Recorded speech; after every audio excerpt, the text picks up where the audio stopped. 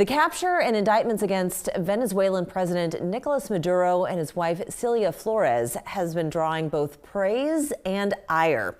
Well, joining us to share his take on one of the boldest military coups this country has seen in recent history is Dr. Josh McConkey, emergency physician and combat veteran of Operation Iraqi Freedom. He is also the Pulitzer Prize nominated and award-winning nonfiction author. Thank you for joining us. Oh, thank you very much for having me on. Yeah, so, Maduro and his wife, they pleaded not guilty in a New York courtroom earlier this week. Why don't you tell us exactly what the premise was for his capture, arrest, and charges? So, the Maduro regime has been a huge national security threat for the United States for several years. If you go all the way back to March of 2020, under the Biden administration, they had actually levied narco-terrorism charges and were even concerned enough to put a bounty on his head of $25 million. So that just shows you the level of concern that both the Biden and the Trump administration had.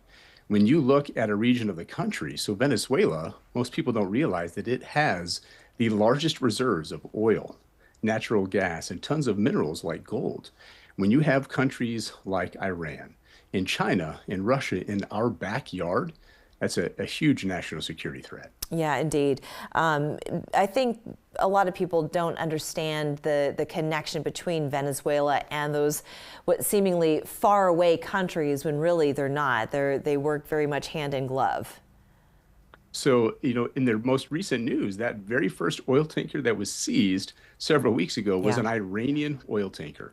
And it was carrying, black market oil from Iran, clearly under violations. So they had just been shuttling back and forth between Russia and Iran and Venezuela, just flagrant disregard for international law and those sanctions. Is it just the natural commodities that makes Venezuela such a national security interest for us? Is it proximity? What else makes Venezuela particularly of interest to the United States?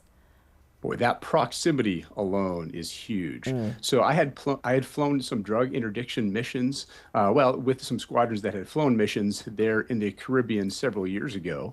And there's so much activity, observation, surveillance.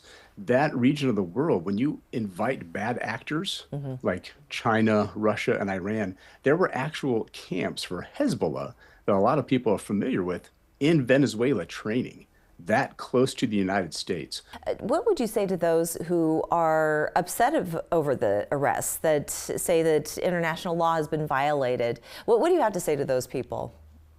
So the people that had been opposing him for the last several years had made the statements, look, we're not worried about the United States coming in and invading and taking over. We were invaded years ago. So there was so much involvement and pressure from China and Iran and Russia. They already felt like he had sold the country down the river. So he had already, just the oil production alone had been at such decreased levels that people were not prospering. You've seen 25 years of authoritarian rule, over 3,000 political prisoners murdered, and 8 million people had fled the country. So this was clearly a humanitarian crisis. This is going to make Venezuela a very valued strategic partner for us in the future. And this is about just bringing that hope to the Venezuelan people. Let's talk about the operation itself. This was done with extreme precision. Tell us more about the agency that led the charge and just how difficult of a mission this actually was.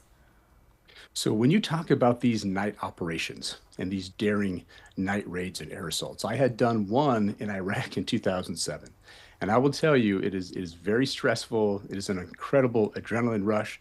But you're flying, when you talk 150 aircraft in a very small airspace just in Caracas, Venezuela, there's a lot of danger with that alone. And it's in a foreign country with anti-aircraft, defense weapons, and small arms. So when you're flying under night vision goggles, it's very small windows. So it's literally just a monocular vision. It's very narrowed. So there's so many inherent risks when you talk about weather. The fact that they only had one aircraft damage and 2 individuals that were injured, there was no loss of life. There was no loss of aircraft, and such surgical precision. It just shows like why we're the top military in the world. And my hat goes off to those men and women. I'm still very honored to serve. I don't do special operations now, but it was a very daring raid. Yeah, and no American casualties, but of course there were Correct. casualties in Venezuela, citizens of the country. And this was the Army's Delta Force. So this is one of the most elite, if not the most elite, agency within the United States military system. So it took a lot of precision. There was a lot to take into account, weather included, which actually sounds like the cloud cover helped the mission.